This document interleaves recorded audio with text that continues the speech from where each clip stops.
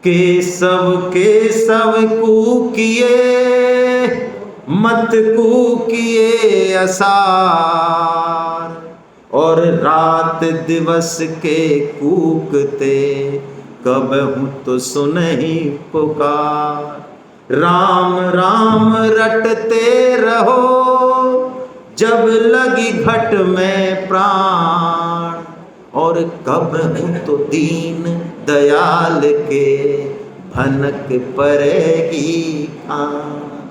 अरे ऐसा विश्वास हो, सारी गीता हृदय में प्रकट कर देंगे भगवान। क्या दिक्कत है इसमें? ऑफिस में बैठे हैं तो, घर में बैठे हैं तो, जब भी राम राम राम राम राम राम हरे कृष्णा महामंत्र जो भी लगे, ये अभ्यास बस, ये गजब की चीज है। ये एक चीज सब दे देगी। भगवान ने कहा यज्ञों में जप यज्ञ हूं, सबसे बड़ा यज्ञ यदि कोई है कर्तव्य कर्म है, लेकिन कर्तव्य कर्म से भी बड़ी चीज नाम जप है। स्पष्ट घोषणा है भाई, ये कलयुग के लिए छूट है, क्या करें, सतयुग में नहीं है ऐसा। और अब कह रहे हैं भगवान भाव संशुद्धि। देखिए, हम किसी का बुरा ना चाहें, हम साधक ऊपर उठ जाते हैं, कई बार परोपकार करते हैं, लेकिन अंदर से द्वेष नहीं जाता। यहां तक कि एक संप्रदाय वालों का दूसरे संप्रदाय के प्रति नहीं जाता। अरे हमारे गुरु को नहीं मानता तू, अच्छा हमारी गीता को नहीं मानता है, द्वेष ना। देखिए स्वामी जी जो बात कहते हैं वो बड़ी गजब की बात है। स्वामी जी कहते हैं आपको कोई अच्छा काम करना ही नहीं है। कहे महाराज हम तो जिंदगी भर यही पढ़ते आए अच्छा करना, अच्छा, कोई आज से कसम खा लो अच्छा नहीं करना है, हैं? फिर क्या होगा? हम बता रहे हैं जो करो। क्या बता रहे हो? गलत मत करो।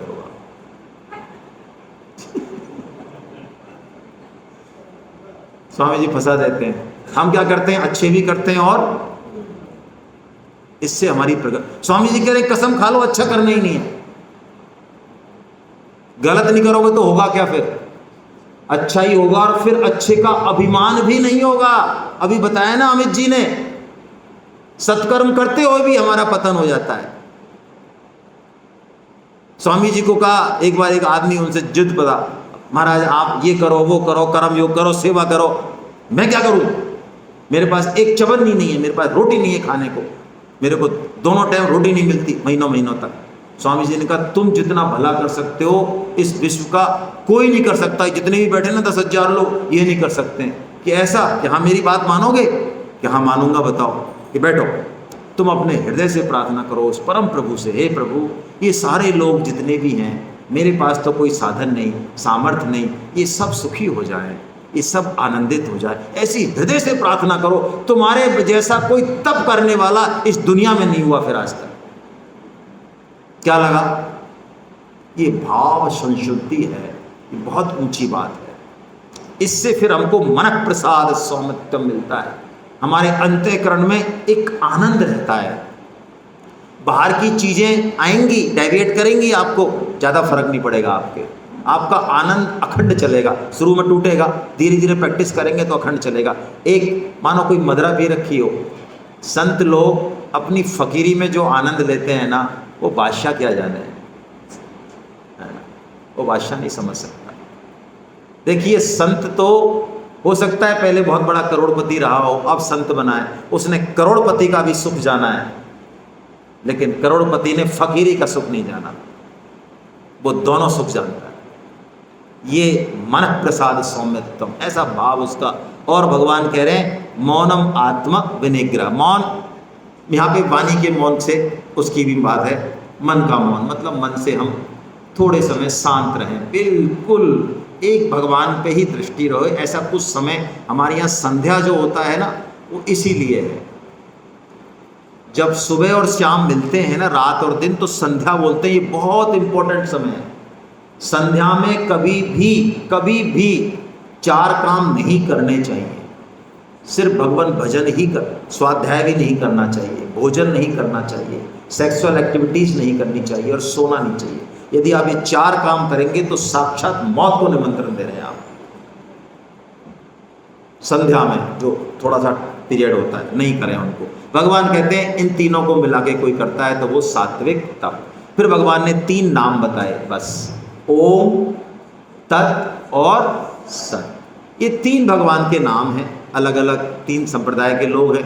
वैदिक ऋचाओं वाले ओम बोल के करते हैं। कोई तत् मानता है जो भगवान के निर्गुण निराकार सत्ता को मानता है, कोई सत मानता है। भगवान के अलग अलग नाम हैं। ये नाम क्यों हैं, क्यों बता रहे भगवान? देखिए कलयुग में हम कोई भी क्रिया करें उसमें कमी रहेगी रहेगी रहेगी। चाहे कितना ही बढ़िया आप मटेरियल ले आओ, कितना ही बढ़िया पंडित बुला लो, कितना ही बढ़िया मंत्र बोल दो, लेकिन कमी रहेगी। तो उस कमी को कैसे दूर करें? तो भगवान कह रहे हैं तू ऐसा कर, जब उस क्रिया को चालू करे तो तू मेरा नाम ले लिया कर, और क्रिया को खत्म करे तब फिर मेरा नाम ले लिया कर, तो तेरी कमी सारी मैं पूरी कर दूंगा। आप देखते हो हम यहाँ क्या करते हैं, कोई भी यहाँ पे आता है तो सबसे पहले क्या करता है? कीर्तन करता है, हरे कृष्णा करता है, भगवान का नाम लेता है। और हम जब जाएंगे, जब क्या करेंगे, तो हम बीच में कुछ भी गल्ला गपड़ करें, हमारे क्या दिक्कत आ रही है? भगवान संभालेंगे अपने आप, ऐसा भगवान कह रहे हैं। और भगवान ने श्रद्धा का अंतिम श्लोक, भगवान ने कहा श्रद्धा नहीं होगी तो तेरा कितना भी बड़ा सत्कर्म जो होगा ना, कोई भी यज्ञ तप दान कुछ भी होगा, वो सब मिट्टी में गया। जैसे हम कई बार दान देते हैं लेकिन पूरी जान निकाल के देते हैं, उसको एहसास करा देते हैं बेटा को तू कौन है और हम कौन है। वो हाथ जोड़ ले कि भैया इसकी शक्ल नहीं देखनी दोबारा, भगवान नहीं दिखाया इसकी शक्ल, किसी और से मांग लेंगे। तो भगवान ने कहा श्रद्धा नहीं है तो तेरा बड़े से बड़ा यज्ञ तप और दान वो कोई फल नहीं है उसका, ना तो यहाँ है ना मरने के बाद। जो भी करें छोटा करें, करें श्रद्धा भाव से। नहीं जमाए 12 ब्राह्मण एक ही जमाए, अच्छा जमाए, अच्छी तरह से कोई अच्छा लाए और श्रद्धा से जमाए उसको। ये नहीं इसको क्यों पैसे दें, इसको कपड़े दे दिए अब रुपए क्यों दें, ये क्यों दें, ये आलसी हो जाएगा। नहीं, शास्त्रों का विधान का पालन करें। हरे कृष्णा हरे कृष्णा। आपके मन में कोई बात हो तो हम कर लें, नहीं तो हम चाय के बाद फिर इस अध्याय को कंटिन्यू करते हैं, उसके बाद ही लेंगे, आपके प्रश्न भी तभी लेंगे। हरे कृष्णा। आइए चलिए।